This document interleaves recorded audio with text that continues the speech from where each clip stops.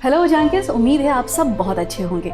आपके ढेर सारे सवाल होते हैं और आपको इंतज़ार रहता है उनके जवाब का।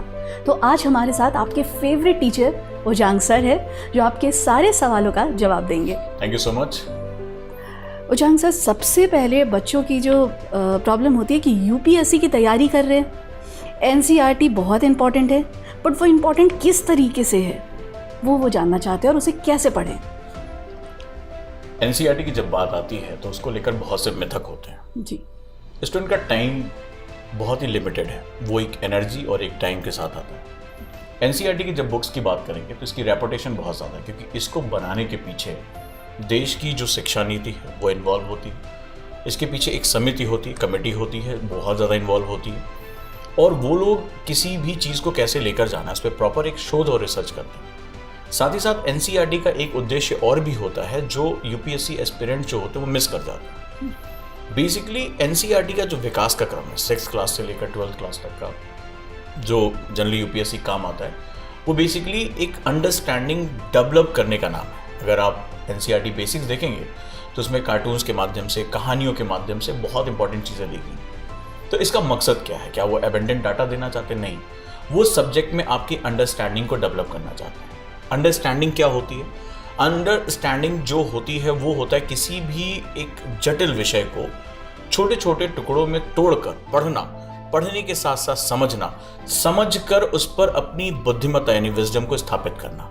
ये इसकी सबसे खास बात होती है। और यूपीएससी के एग्जाम को अगर हम देखें तो आप देखते हैं कि वो रोज नए चैलेंजेस हर बार पेपर में लेकर आता है। वो बेसिकली वो चाहता है कि जो एक एस्पिरेंट है वो दबाव में क्वेश्चन को समझकर जटिल विषयों पर अपनी राय रखने की क्षमता रख ले। और जब छोटी सी एक बात कहूंगा, जब आपके ओपिनियन यानी राय की बात आती है तो आप तभी राय रख सकते हैं जब उस विषय की गहराई आपको पता हो, जब उस विषय की गहराई में आप जानते हो, उसके सभी एस्पेक्ट्स के बारे में पता हो। तो एनसीईआरटी की जो खूबसूरती है वो किसी सब्जेक्ट में आपको व्यापकता यानी कि एक बहुत बड़ा रेंज देती है, अंडरस्टैंडिंग यानी समझ देती है, और आप जब उसके साथ परिपक्व होते हैं, मैच्योर होते हैं, तो आप खुद के निर्णय लेने में आप सक्षम हो जाते हैं। और अगर आप ध्यान से देखें तो एक बहुत बड़ा मिथक ये है कि हमें लगता है कि एग्जाम है, यूपीएससी भी उसी तरह का एग्जाम होगा जैसे देश के अन्य एग्जाम होंगे, लेकिन बाकी एग्जाम में आपको नौकरी मिलती है, आपको एक जॉब मिलती है जहां पर आपको एक सेट शेड्यूल में काम करना पड़ता है। यूपीएससी क्वालिफाई करने के बाद आप अधिकारी बनते हैं, आप प्रशासनिक अधिकारी बनते हैं, और सरकार नित्य नए चैलेंजेस